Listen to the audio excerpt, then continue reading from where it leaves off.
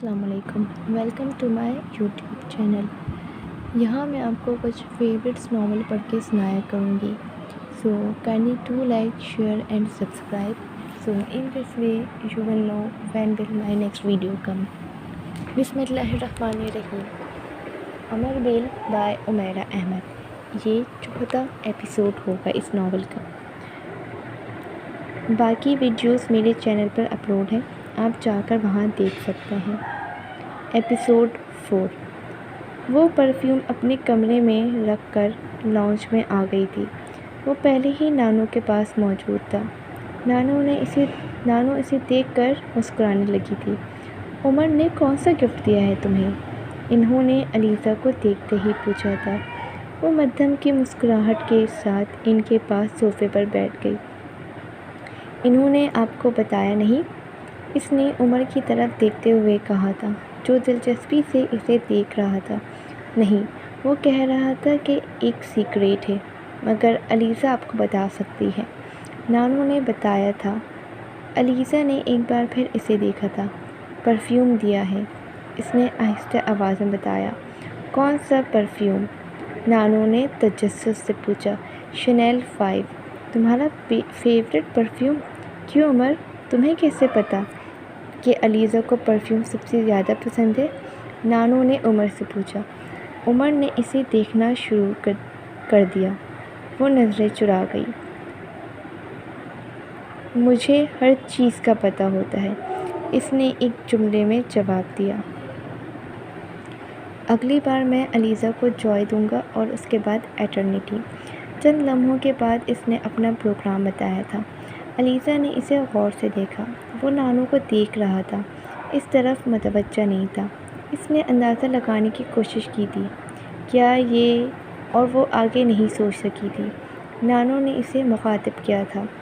देख लो अलीज़ा, उमर ने कितनी लंबी प्लानिंग कर ली है, तुम्हें भी इसे कुछ देना चाहिए। वो नानू की तरफ मुतवज्जा हो गई थी। मुझे क्या देना चाहिए? इसने उलझे हुए अंदाज में नानू से पूछा था।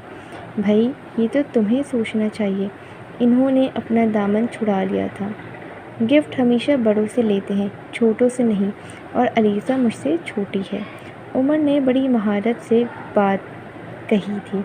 हाँ, मुझे अगर कोई गिफ्ट देना ही है तो ग्रैंडपा आप ही दे दें, क्योंकि आप मुझसे बड़े हैं। क्या गिफ्ट चाहिए? नाना को भी एकदम दिलचस्पी महसूस हुई। कोई भी अच्छी चीज़, अरमानी का सूट, डेनिम की जीन्स, क्रिश्चियन डियोर की घड़ी, या फिर प्ले बॉय और लुमानी के परफ्यूम। इसने एक लंबी लिस्ट गिनवाई थी। इससे बेहतर नहीं कि मैं तुम्हें चेक काट के दे दूँ? हाँ, ये ज़्यादा बेहतर आइडिया है। आप बहुत इनोवेटिव, जद्दत पसंद हैं, उमर ने शरारती अंदाज में कहा था। अलीज़ा खामोशी से इनकी नोक झोंक सुनती रही थी। नानू बहुत संजीदा मिजाज थी। वो बहुत ज़्यादा नहीं बोलती थी, मगर जब से उमर आया था वो सब कुछ बदल गया था। वो अब अक्सर कहका लगा के हंसती थी। उमर बहुत बातूनी था और इसकी हंसी मज़ाक बहुत अच्छी थी। वो हर वक्त कोई ना कोई बात ज़रूर कह देता था, जो इनको कहका लगाने पर मजबूर कर देती थी। नानू आम दिनों में सिर्फ ज़रूरत के वक्त ही बोलती थी, लेकिन जिन दिनों इनके बच्चों में से कोई इनके पास रहने आता तो फिर इन दिनों वो बहुत खुश पिरा करती थी। मगर उमर की आमद ने तो जैसे इस खुशी को दोबारा कर दिया था। किसी और के आने पर नानू और नाना में इतनी तब्दीलियाँ कभी नहीं आई थी जितनी उमर के आने पर आ गई थी। इस वक्त भी नानू का मूड ही देख रही थी। नानू अब उमर की बातों पर बेतहाशा हंस रही थी। वो इन्हें अपने किसी दोस्त का किस्सा सुना रहा था। अलीज़ा का ध्यान कहीं और ही था। क्या मेरी किसी बात पर नानू इस तरह से हंस सकती हैं? इसने सोचने की कोशिश की थी। वो मायूसी से खैर महसूस अंदाज में सर को झटक दिया था। नहीं, मेरी किसी बात पर तो ये कभी इस तरह नहीं हंस सकती, बल्कि ये तो मुझे भी यही कहती हैं कि मैं भी बुलंद आवाज़ में ना हंसूं। इसने सोचा था, क्या मैं कभी उमर की तरह ایک بار پھر اس نے کوشش کی تھی، ایک بار پھر اس کے خیالات کا سلسلہ ٹوٹ گیا تھا۔ علیزہ، تمہارے کتنے فرینڈس ہیں؟ عمر نے اس سے پوچھا تھا۔ کتنے؟ وہ اس کے سوال پر کچھ حیران ہوئی تھی۔ چند لمحے اس نے کچھ جواب نہیں دیا۔ جلدی گنتی کرواؤ اور مجھے بتاؤ۔ عمر نے اس کی خاموشی سے خود ہی نتیجہ اخذ کر لیا تھا۔ کیا گنتی کروں؟ وہ کچھ اور حیران ہوئی تھی۔ بھائی فرینڈس اور کیا؟ عمر نے کہا تھا۔ میری صرف ایک فرینڈ ہے۔ I can't believe it. لڑکیوں کی کم از کم ایک دوست تو نہیں ہو سکتی۔ عمر کو اس کی بات پر یقین نہیں آیا تھا اور علیزہ اس کے چہرے کے تاثرات سے جھنجھلا گئی تھی۔ یار، لڑکیاں لڑکوں سے زیادہ سوشل ہوتی ہیں اور ظاہر ہے پھر فرینڈس تو بننا ہی ہوتا ہے۔ عمر کو فوراً ہی اس کی خفگی کا اندازہ ہو گیا۔ اس نے سنبھل کر ایک لاجک پیش کی۔ میں بہت زیادہ سوشل نہیں ہوں، اس نے جیسے جتایا تھا۔ بٹ یو شوڈ بی، لیکن تمہیں ہونا چاہیے۔ کیوں گرینی، میں ٹھیک کہہ رہا ہوں نا؟ عمر نے بات کرتے کرتے دادو کی طرف دیکھا۔ وہ یکدم چپ سی ہو گئی تھی۔ نہیں عمر، لڑکیوں کے لیے زیادہ سوشل ہونا بھی ٹھیک نہیں ہے۔ آج کل پتہ ہی نہیں ہوتا دوسرے لوگ کس طرح کے ہوں۔ نانو نے کچھ محتاط ہو کر توجہ پیش کی تھی۔ What do you mean? وہ کچھ حیران ہو گیا تھا۔ کچھ نہیں، بس ویسے ہی۔ اصل میں علیزہ کو زیادہ لوگوں میں مکس اپ ہونا اچھا نہیں لگتا۔ نانو نے بہت بات کچھ بدلنے کی کوشش کی تھی۔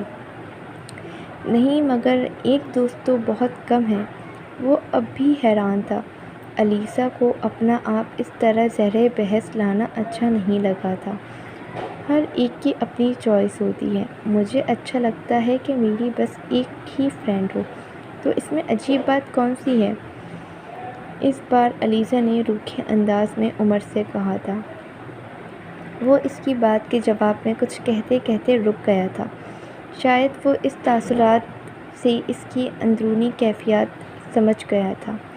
علیزہ کو اچانک اپنے لہجے کے کھردرے پن کا احساس ہوا تھا۔ اسے کچھ ندامت سی محسوس ہوئی تھی۔ ابھی ابھی اس نے مجھے اتنا قیمتی پرفیوم دیا ہے اور میں پھر بھی اس کے ساتھ اس طرح کر رہی ہوں۔ اس نے جیسے اپنے آپ کو یاد دہانی کروانے کی کوشش کی تھی۔ میری فرینڈ بہت اچھی ہے۔ وہ اسکول سے میری فرینڈ ہے۔ اس کے علاوہ اور کوئی مجھے اچھا نہیں لگا، بس اسی لیے میری ایک ہی فرینڈ ہے۔ اس نے جیسے عمر کی تشفی کرنے کی کوشش کی۔ اس بار اس کا لہجہ کمزور تھا۔ کیا آپ کے بہت سے فرینڈس ہیں؟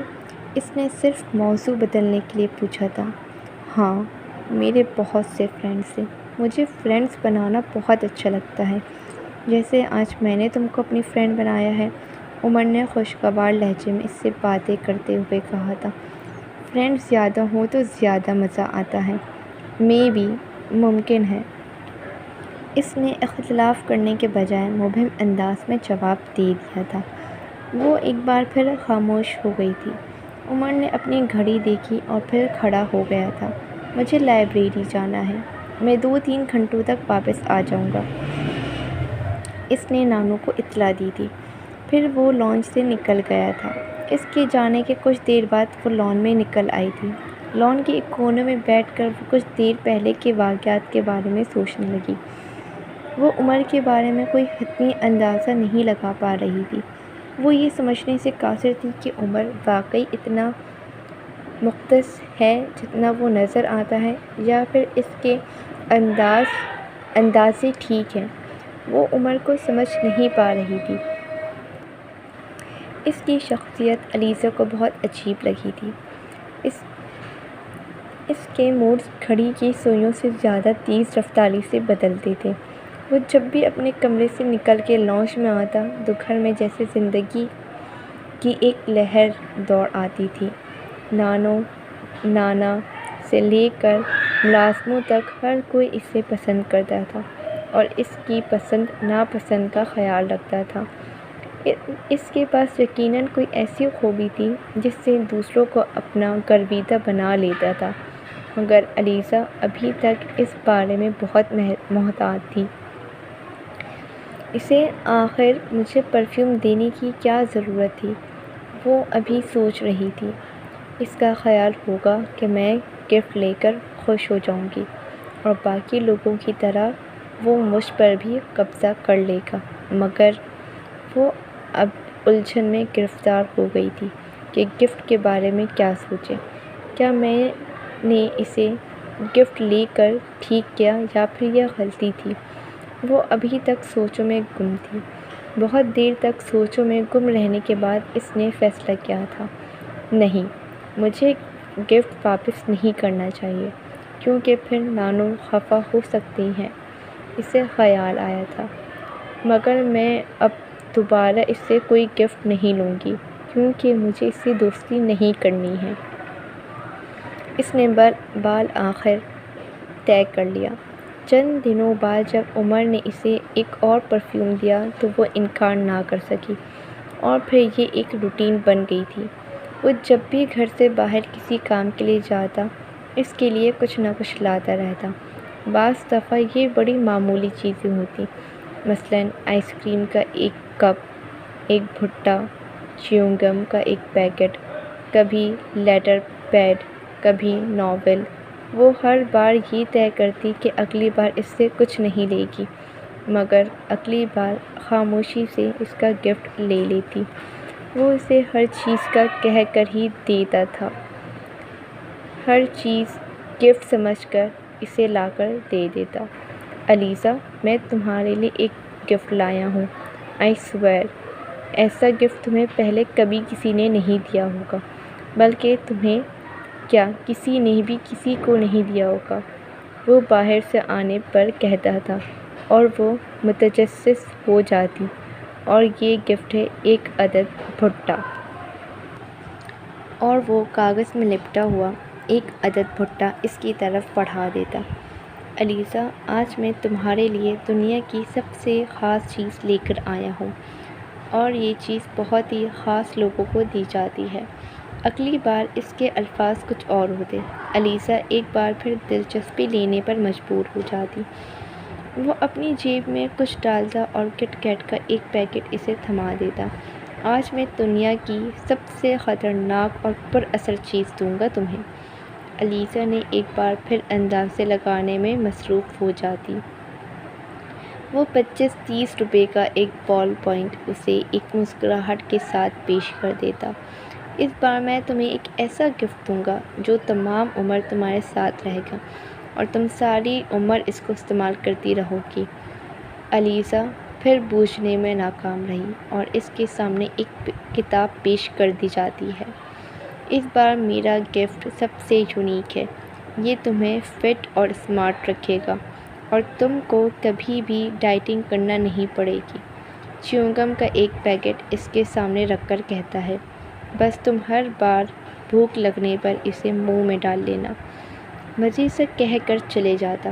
بعض دفعہ اسے ہنسی آ جاتی، بعض دفعہ وہ الجھ جاتی، بعض دفعہ اسے غصہ آتا اور بعض دفعہ وہ عمر کے بارے میں سوچ میں پڑ جاتی۔